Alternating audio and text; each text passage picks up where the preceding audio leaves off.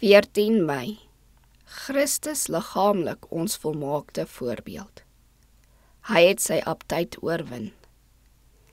En die versoeker het na hom gekom en gesê, as u die seun van God is, sê dat hierdie klippe brode word. Maar hy antwoord en sê, daar is geskrywe, die mens sal nie van brood alleen lewe nie, maar van elke woord wat deur die mond van God uitgaan. Matteus 4, vers 3 en 4.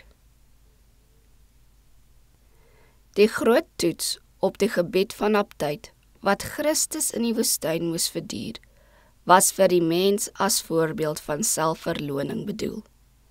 Die lang vas moes mense oortuig van die sondigheid van dinge wat Christus hulle veroorloof.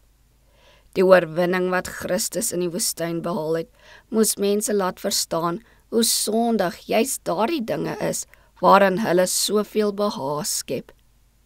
Die verlossing van die mensdom was in die weegskaal en sou deur die versoeking van Christus in die woestyn beslis word. As Christus op die gebied van aptyd kon oorwin, was daar 'n kans vir die mens om ook te oorwin. Christene wat die verborgenheid van God se saligheid verstaan, wat 'n verhewe en heilige begrip van die versoening besit, wat besef dat Christus se lyding in die woestyn vir hulle 'n oorwinning behaal het, kan versterk word deur hulle lewens eerlik en dikwels met die ware maatstaf, die lewe van Christus, te vergelyk.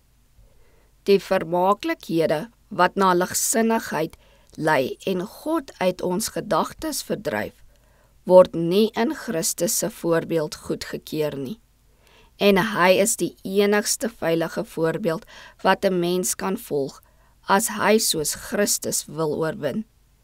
Die mens is nou in 'n gunstiger posisie as Adam in die stryd teen die Satan, want Adam se ongehoorsaamheid en gevolglike val is vir hom 'n waarskuwing om sy voorbeeld te vermy.